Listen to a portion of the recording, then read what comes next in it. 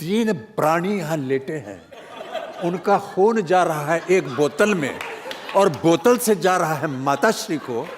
ये medical history नहीं हो सकती है।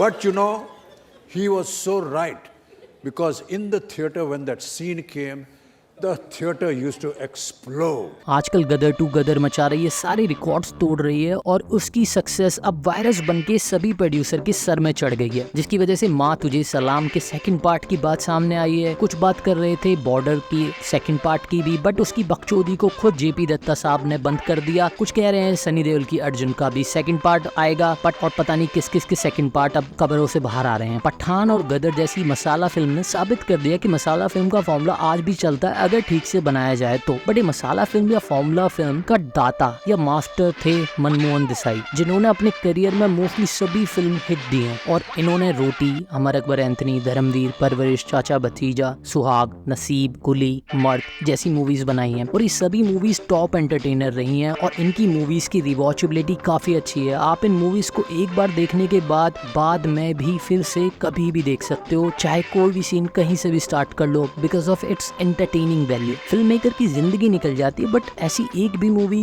जो इतने एंटरटेनिंग हो नहीं बन पाती। और इनकी सभी मूवी में एक चीज कॉमन है, fast pace, story about family relation और सम एक्शन। इनकी मूवी में देखा जाए तो लॉजिक नहीं होता, बट उसकी जगह डायलॉग बाजी इतनी अच्छी होती है कि आपको सीट से चिपका के रखती है। मूवी खत्म होने के बाद आप सोचते हो कि हाँ, ऐसा तो कभी होता ही नहीं है असली लाइफ में, बट उन 2-3 घंटे के लिए आप पूरा एंटरटेन होते हो और कुछ भी नहीं सोचते। इनकी मूवी का हर सीन एंटरटेनमेंट से भरपूर होता है और कभी भी ऑडियंस को बोर नहीं करता था और ऑडियंस पूरा टाइम एंगेज रहती थी। और इन्होंने ये अपना खुद का फॉर्मूला बनाया जिसे ये कहते थे द क्लैप ट्रैप। उनका मानना था कि जितनी तालियां ज्यादा बजेंगी हॉल में, उतनी वीक मूवी थिएटर में चलती रहेगी। बट उनके इस फॉर्मूले को दूसरों ने कॉपी करने का ट्राई किया, बट दे फेल, या फिर उतनी सक्सेस नहीं मिली क्योंकि ये देसाई जी का फॉर्मूला था। अब उनको कॉपी करने चलोगे तो कचरा तो होगा ही ना। और उनका ये भी मानना था कि मेरी मूवी में लॉजिक नहीं है और उन्हें लॉजिक की जरूरत भी नहीं है, बिकॉज उनके पास एक मेथड था जो था कॉज एंड कॉन्सिक्वेंसेस, जो उनकी मूवी में काफी ज्यादा और रेगुलर बेसिस पे देखने को मिलता था। मे बी जो कॉज और कॉन्सिक्वेंसेस कैरेक्टर के साथ घटा है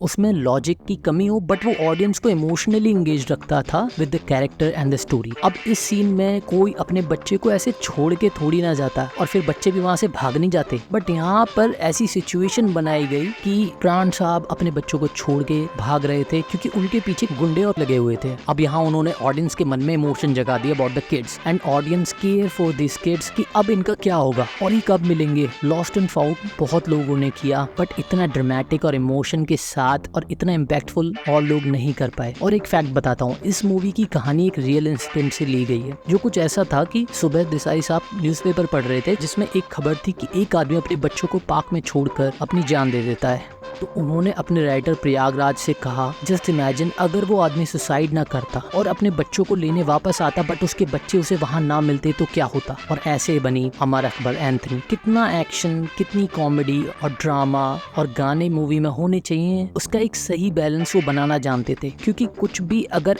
एक से ज्यादा हो गया तो मूवी पटरी से उतर सकती है। इन सब का बैलेंस होना बहुत जरूरी था, जिसकी वजह से commercial movies is very hard to make, जो चले और ऑडियंस के साथ कनेक्ट हो। बट अब सारी कॉमर्शियल डायरेक्टर हिट और मिस पे चलते हैं। देयर इज नो गारंटी की मूवी एंटरटेनिंग होगी, और मैं यहाँ बात कर रहा हूँ एंटरटेनमेंट की, not box office success. Because जैसे अंदाज अपना बॉक्स ऑफिस पे नहीं चली, बट वो मूवी मस्त मूवी थी जिसके डायलॉग आपको याद हो जाते हैं। और ये मूवी सभी लॉजिक को डिफाई करती है, बट आपको फिर भी अच्छी लगती है। सारे कमर्शियल मसाला फिल्म डायरेक्टर एक्सेप्ट कुछ लोगों को छोड़ दें तो उनकी हालत ऐसी है जैसे एक कहानी में जहाँ लोगों की आंखों पे पट्टी बांधी हो और वो हाथी को छू कर देख रहे हैं कि वो क्या है। कोई कहता है ये तो खंबा है, कोई पूंछ पकड़ता है, कोई उसके कान पकड़ता है, बट किसी को हाथी समझ नहीं आ रहा था। उसी तरह टुडेज फिल्म मेकर जो कमर्शियल मसाला मूवी बनाते हैं वो अभी भी अपना खुद का मेथड या फॉर्मूला नहीं बना पाए हैं। वो पुराने फॉर्मूलेस पे ही चलते हैं, जिसकी वजह से कभी फिल्म धांसू बनती है तो कभी एकदम फुस। और मनमोहन साहब का ये भी मानना था कि जब ऑडियंस उनकी मूवी देखने आ रही है तो वो वही देखना चाहते हैं जो उन्होंने मेरी लास्ट मूवी में देखा था। वो अच्छा एक्शन चाहते हैं, वो अच्छे गाने चाहते हैं, वो अच्छी इमोशन चाहते हैं और अच्छी डायलॉग बाजी चाहते हैं, और वो उसी लिए ही आ रहे हैं। उनका ये भी मानना था कि अगर हिचकॉक की मूवी देखने जा रहे हो तो वहाँ पे आपको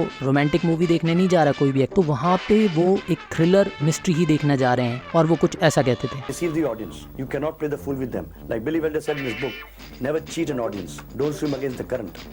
Don't try to change the image of the actor too much. They come fully prepared that they have come to see a film with this thing in mind. It's a Hitchcock film, they have come to see a murder mystery. Give it to them. अगर आपको ये video अच्छा लगा तो like और subscribe. मिलते हैं next video में, बाय।